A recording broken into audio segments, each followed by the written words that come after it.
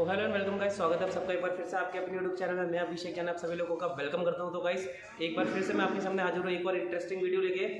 आज की वीडियो में हम लोग जो बात करने वाले हैं वो हमारा कैपेसिटर कि कैपेसिटर क्या होता है और किस तरह से कैपेसिटर का उपयोग किया जाता है। कैपेसिटर के काफ़ी सारे यूजेस हैं, बट उनमें से हम लोग देखेंगे कि कहाँ कैसे कैपेसिटर काम में आता है। सबसे पहले आप देखेंगे, अगर हमने प्रीवियस वीडियो देखी आपने हमारी रजिस्टर वाली, तो रजिस्टर में क्या हुआ था गाइस, रजिस्टर एक डिवाइस था पैसिव। अब पैसिव सिर्फ रजिस्टर नहीं होता, पैसिव डिवाइस होता है टोटल मिला के तीन, रजिस्टर, कैपेसिटर और इंडक्टर। ये तीनों पैसिव डिवाइस है। इट मींस पैसिव डिवाइस क्या होते हैं, यानी कि विदाउट सप्लाई, अगर हम सप्लाई नहीं देंगे तो पैसिव डिवाइस किसी काम के नहीं है, यानी कि बिना सप्लाई के उनका कोई वजूद नहीं है। देखिए रजिस्टर जब तक अपन सप्लाई नहीं देंगे तो वो करंट को कम कैसे करेगा। फिर कैपेसिटर और इंडक्टर ये दोनों चार्ज स्टोरेज करते हैं, तो आप सप्लाई दोगे ही नहीं तो ये चार्ज स्टोर कैसे करेगा। तो बेसिकली पैसिव डिवाइस तीन होते हैं, रजिस्टर, कैपेसिटर और इंडक्टर। बाकी एक्टिव डिवाइस होते हैं जो खुद भी जनरेशन करते हैं, तो वो सारी चीज़ें हम लोग बाद में पढ़ेंगे। हाल फिलहाल जो चीज़ है कि एक्टिव पैसिव डिवाइस में कैपेसिटर अपना अगला टॉपिक। चलिए वीडियो स्टार्ट करते हैं। और अगर आप लोग हमारे चैनल पर नए हैं, अगर आपने अभी तक चैनल सब्सक्राइब नहीं किया है तो गाइस जल्दी से चैनल सब्सक्राइब कर ले, बेल आइकन पर क्लिक कर दे ताकि जब भी हमारी नई वीडियो आप लोगों तक अपडेट सबसे पहले पहुंच सके। तो चलिए गाइस स्टार्ट करते हैं। देखिए कैपेसिटर एंड इट्स यूजेस। तो सबसे पहले देखेंगे कैपेसिटर होता है क्या। तो कैपेसिटर एक डिवाइस है जो कि चार्ज को स्टोर करता है। कैपेसिटर एक डिवाइस है जो कि चार्ज को स्टोर करता है। अभी किस फॉर्म में चार्ज को स्टोर करता है और फिर जो स्टोर चार्ज है उसका क्या होता है आगे, तो वो सारी बातें हम लोग देखेंगे। देखिए सबसे पहले देखिए कैपेसिटर को सी से डिनोट किया जाता है, कैपिटल सी। ध्यान रखेंगे कैपिटल सी स्मॉल सी बहुत अंतर आ जाता है।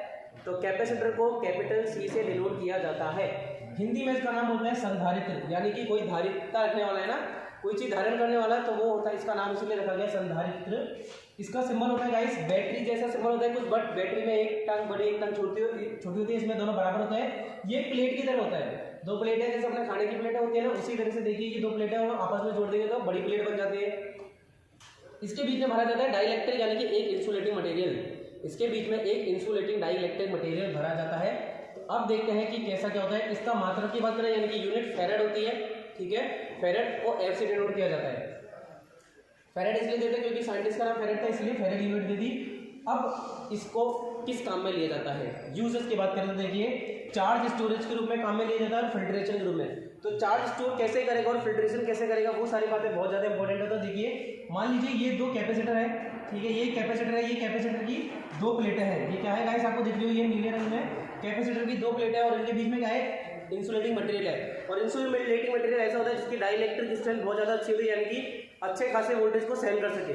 चलिए अब इसके बाद क्या होगा, देखिए अब मैंने यहाँ पॉजिटिव सप्लाई दी, यहाँ नेगेटिव सप्लाई दी, तो पॉजिटिव सप्लाई से पॉजिटिव चार्ज यहाँ पे एकत्रित हो जाएंगे, यहाँ पे नेगेटिव चार्ज एकत्रित हो गए। अब क्या होगा, जब एक तरफ पॉजिटिव एक तरफ नेगेटिव, यानी कि अगर हम इनको मान लें ये है हमारे बी फॉर बॉयज और ये है जी फॉर गर्ल्स, तो यानी कि ये एक दूसरे को देख के अट्रैक्ट होंगे, तो यानी कि करंट का फ्लो होना स्टार्ट हो जाएगा। और देखिए यहाँ से हमारी करंट फ्लो होना स्टार्ट हो गई ना, करंट प्रॉपर्ली आपका फ्लो होना, एक वो डायरेक्शन जो भी हो कि negative to positive, positive negative, वो अलग चीज़ है। हम बस ये मानते हैं कि यहाँ से यहाँ पे करंट का फ्लो होना स्टार्ट हो गया। अब देखिए जब मैंने सप्लाई देती क्या हुआ, यहाँ पे चार्ज एक्यूमुलेट हो गए, यानी कि एकत्रित हो गए।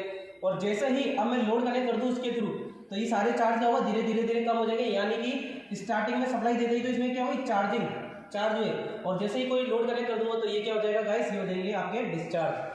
यानी कि कैपेसिटर चार्ज स्टोर तो करता है, लेकिन अगर कोई लोड सही कनेक्ट कर दूं तो ये लोड को चार्ज को डिस्चार्ज भी कर देता है, ठीक है। जो चार्ज एक्यूमुलेट है इलेक्ट्रॉन उसको डिस्चार्ज भी कर देता है। यानी कि एक तरह से मैं बोलता हूँ इसने थोड़ी सी सप्लाई अपने अंदर इकट्ठी कर ली और जब भी जरूरत पड़ेगी ये वो सप्लाई को दे देगा, यानी कि सप्लाई के कंटिन्यूएशन में ये काम आता है, मैं ये कह सकता हूँ। चलिए देखिए एक डायग्राम है कि एक बल्ब है, ये देखिए ना, ये थोड़ा सा टेढ़ा है, बट ये बल्ब मान के चलेंगे।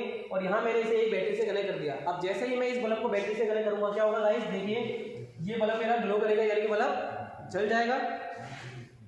लेकिन एट अ टाइम में मानता हूँ कि किसी 1 या 2 सेकंड के लिए ये बैटरी की सप्लाई बंद हो गई। अब जैसे ही बैटरी की सप्लाई बंद होती है तो क्या होगा गाइस, अब देखिए जब तक सप्लाई थी तो क्या हुआ, एक तरफ पॉजिटिव एक तरफ नेगेटिव चार्ज एक्यूमुलेट हुआ, यानी कि मेरा कैपेसिटर चार्ज हो गया, यानी कि इसमें एनर्जी को स्टोरेज कर लिया। अब जैसे ही सप्लाई गई तो देखिए ये लोड का जो कनेक्शन है दोनों लीड कैपेसिटर से भी कनेक्ट है, तो जैसे ही सप्लाई जाएगी ये कैपेसिटर अपने अंदर स्टोर चार्ज को डिस्चार्ज करेगा, किसके थ्रू, बल्ब के थ्रू। बल्ब एक लोड है तो ये लोड के थ्रू अपने सारे चार्ज को डिस्चार्ज कर देगा, यानी कि ये जो कैपेसिटर है ये पूरा खाली नहीं हो जाएगा, तब तक ये बल्ब ग्लो जलता रहेगा।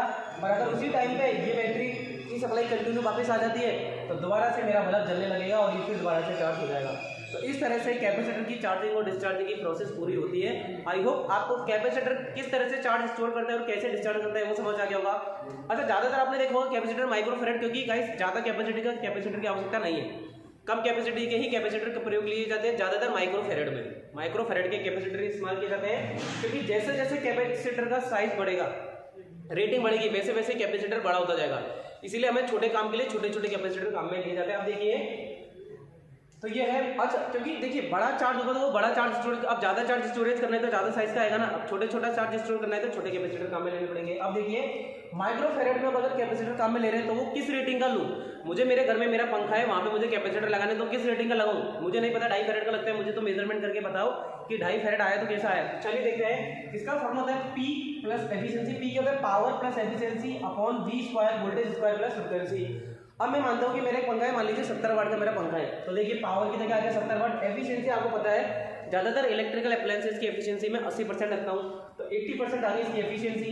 वोल्टेज के स्क्वायर का करूँ तो 220, नॉर्मल सप्लाई आ रही है 220 का स्क्वायर, फ्रीक्वेंसी मेरी 50 हर्ट्ज और इनटू 1000 होगा, 1000 से गुणा भी करा जाएगा। अब आप जब इस पूरी कैलकुलेशन को परफॉर्म करोगे तो माइक्रोफेरेड आपके सामने कितना आएगा, 2.31।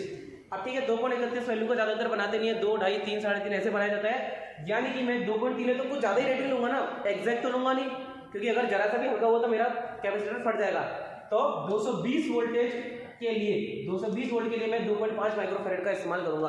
अब अगर यहाँ वोल्टेज बढ़ जाएगा तो मेरे कैपेसिटर की रेटिंग भी बढ़ जाएगी, ये चीज़ ध्यान रखें। तो आपको आज के बाद ये शिकायत नहीं होनी चाहिए कि सर माइक्रोफेरेड कैपेसिटर की वैल्यू हम लोग कैसे निकालते हैं। आई होप आपकी समझ आ गया होगा। चलिए अब एक और चीज़ जो हम लोगों को देखनी है वो देखते हैं। मान लीजिए कैपेसिटर का एक और फॉर्मूला है C = Q/V, यानी कि कैपेसिटर की वैल्यू वोल्टेज के इनवर्सली प्रोपोर्शनल है। जैसे जैसे वोल्टेज बढ़ेगा वैसे वैसे कैपेसिटर की वैल्यू घटती जाती है। यानी कि मान लीजिए 2.5 फैरेड का कैपेसिटर है, 2.5 माइक्रोफेरेड का, अगर आपने उसमें 220 की जगह 440 वोल्ट दिए तो क्या होगा, वो फट जाएगा, खराब हो जाएगा। लेकिन इसके अलावा इसका एक और फॉर्मूला है C = Q/A/D, ठीक है।